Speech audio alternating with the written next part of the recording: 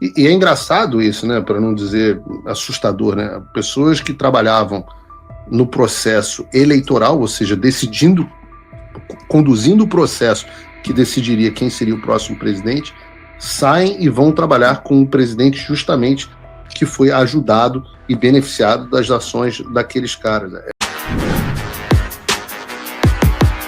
Olá, Edu Carvalho, melhor canal de corte do YouTube.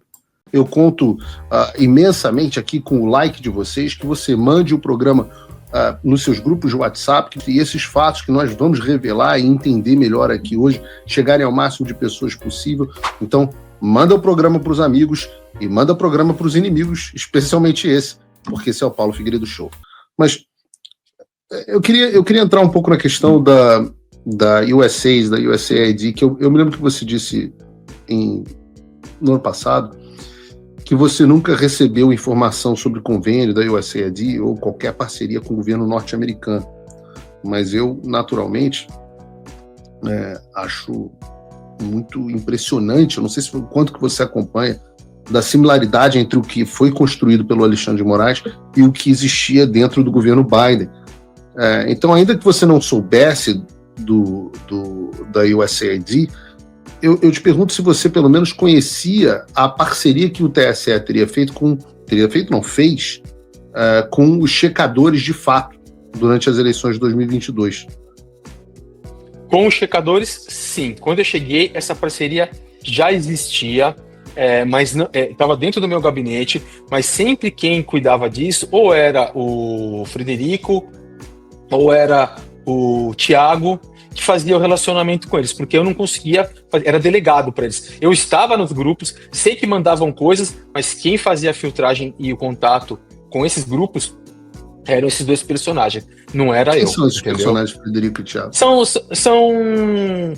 O Tiago, ele era um contratado da SECOM, porque ele não tinha curso superior, alocado dentro do gabinete. É um cara, se você procurar na internet... TSE, que você diz. Uhum. Como ele não tinha curso superior, ele não podia ser nomeado. Então, quando eu cheguei, ele já existia, tá? Não é coisa nova, não. É um cara muito inteligente, entende de fake news, não aguentou ficar lá, saiu em meados de novembro, dezembro, porque ele vinha de uma estrutura séria. Entendeu? E não pagavam muito mal ele tinha que pagar as passagens, então ele estava, de fato, cansado. Mas é um cara que, se você pegar nas eleições anteriores que tiveram, e existiu esse gabinete mesmo de forma temporária, o Thiago Rondon é um cara que entende, é um cara que tem know-how da coisa, ajudou a criar a estrutura. O Frederico Alvim é um cara muito técnico, é um grande conhecedor do direito eleitoral. Então, juntos os dois conseguiram moldar, de fato, as parcerias, o gabinete, fazer até, porque não sei se você sabe, quando vai ter uma eleição, você tem que fazer todo como que eu vou falar com o termo? Fazer o planejamento da próxima eleição, o que o gabinete vai fazer, o que o gabinete precisa. Quando eu cheguei, isso tudo estava pronto. Eu só assumi o gabinete. Tanto que quem era o chefe do gabinete antes de mim era o Frederico Alvim. Ele foi exonerado de assessor-chefe, eu fui nomeado assessor-chefe, e ele foi nomeado assessor de um nível maior lá, entendeu? Quase o último nível. E ele era o ponto de apoio para algumas questões eleitorais. Ele conhece. Ele é muito bom nisso. E aí, como é que era a questão dos checadores de fato? Os checadores de fato, qual era o papel que eles tinham no trabalho de vocês? Eles ficavam... eles, de fato, sim, monitoravam o que estava acontecendo. Ficavam monitorando em redes, mas vou ser sincero com você. No trabalho principal, o trabalho que aconteceu, o gabinete só trabalhou para os pedidos de Alexandre de Moraes. Os checadores só chegaram a ser aproveitados, e nem todos, tá? A única que trouxe material foi a Samara Castro, que é a atual diretora da SECOM da Presidência da República. Ela trouxe material do 8 de janeiro. Peraí. Então, a atual diretora da SECOM do governo Lula, essa trabalhava como checadora de fato para vocês? Exatamente, é uma advogada, trabalhava como checadora de fato. Não sei se não me recordo, preciso até olhar, se ela era da FRJ ou FMG, era uma dessas duas, e ela era tipo uma líder dos checadores, né? Aí tanto que quando precisou fazer as certidões de 8 de janeiro, me falaram, ó, conversa com a Samara que ela tem uma boa equipe, pede para ela dar uma checada nas coisas. Então ela trazia o material, eu repassava para a equipe para ajudar, se eles aproveitaram ou não, foi com eles, mas ela auxiliou bastante nisso, e ela era checadora do TSE.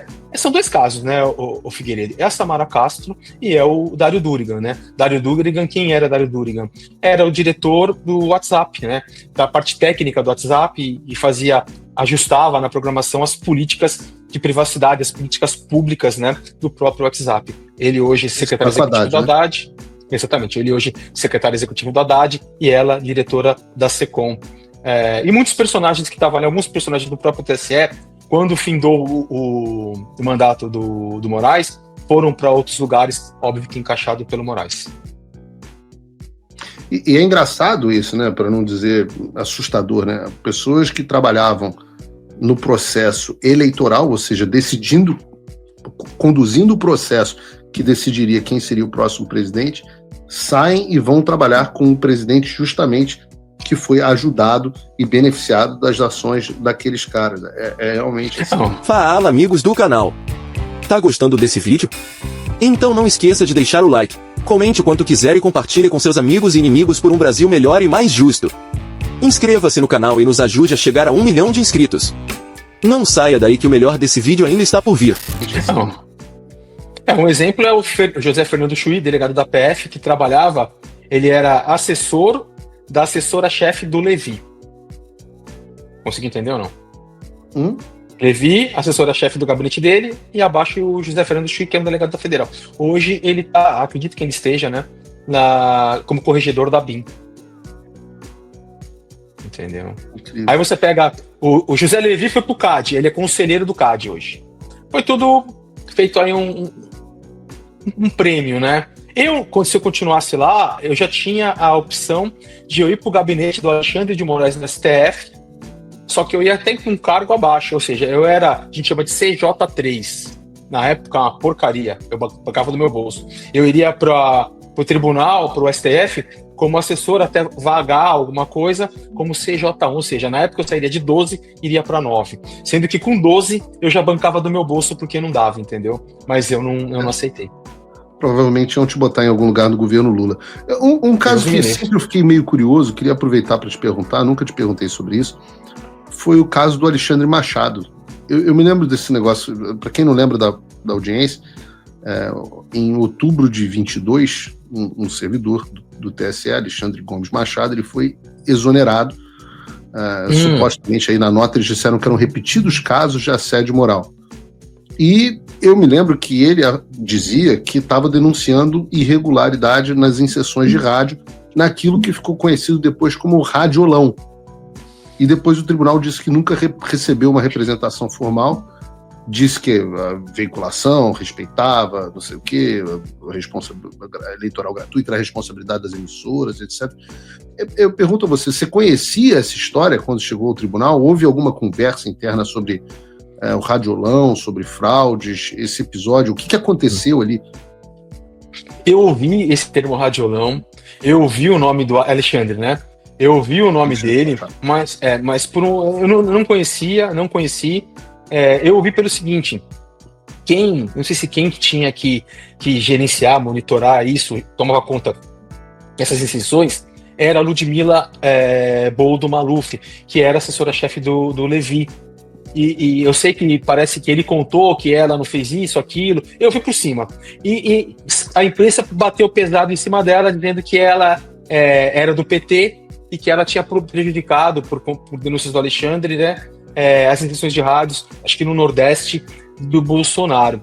Para mim chegou o quê? Verifique nas redes, na internet, material que está ofendendo a própria Ludmila, porque ela vai entrar com processo, nós vamos entrar com processo. Então a minha equipe, peguei 2 da minha equipe lá, fizeram os levantamentos, mandaram os relatórios, e inclusive me recordo de um, que era um churrasco, estava todo mundo de vermelho, o pai dela era do PT, era conselheiro, era alguma coisa, que eu fiquei sabendo, estava de vermelho, e falaram, a moça que apontaram na imprensa, não era ela, era a prima dela. Ela falou, não é minha prima. É o meu pai, mas não é minha prima, entendeu? Aí eu fiquei sabendo que, de fato, eles participavam de alguma coisa referente a, eu não sei se é do PT, eu não sei se era da CUT, alguma coisa relacionada ao PT, entendeu? Mas eu não tive contato com o Alexandre e não fiquei sabendo o que aconteceu depois. Sei que ele foi, acho que, exonerado, uma coisa assim, não foi? Ele foi exonerado, chegou a pedir para registrar lá na Polícia Federal, ficou assustado, ficou temendo pela própria vida, etc. Ele foi, antes de você ter sido desgraçado pelo Alexandre, esse... Foi o primeiro. Esse foi o primeiro caso, né? O caso do... Ele só pediu na polícia errada, né? Pois é, confiar na Polícia Federal é meio complicado. Então, mas o que eu fiquei interessado é o seguinte: essa Ludmilla, que cuidava das questões do Radiolão, ela era, então, de fato, a família, o pai dela era ligado ao PT e aos movimentos de esquerda. O pai dela, sim. Ela, eu não posso te falar porque eu não sei. Claro. Ela é uma servidora do Tribunal de Justiça de São Paulo, que foi para Brasília, porque o marido trabalhou no gabinete do Moraes como chefe, alguma coisa, lá para trás, e continuou em Brasília, aí puxou ela, porque ela, por como o marido já estava em Brasília, né? Como funciona, só para você entender? Sempre que tem um personagem que é de uma outra instituição, de um outro estado, e ele vai para Brasília por um convite de alguém importante, ele tem uma esposa que claro. que geralmente Sim. é uma servidora, e eles tentam lotar esta servidora em algum lugar, ou o Ministério da Agricultura, ou Polícia Federal, ou o Tribunal Superior Eleitoral, eles tentam buscar, entendeu? Sei disso porque... Mas você concorda que é complicado o fato da pessoa que era responsável pela alocação do horário de rádio e televisão, que segundo a denúncia do Radiolão, que nunca foi explicada, veiculou milhões e milhões de propagandas a menos para o Bolsonaro, o pai da pessoa responsável por fazer esse acompanhamento ser ligado ao PT e aos movimentos de esquerda não traz segurança no processo, né? É estranho, tanto quanto estranho, né?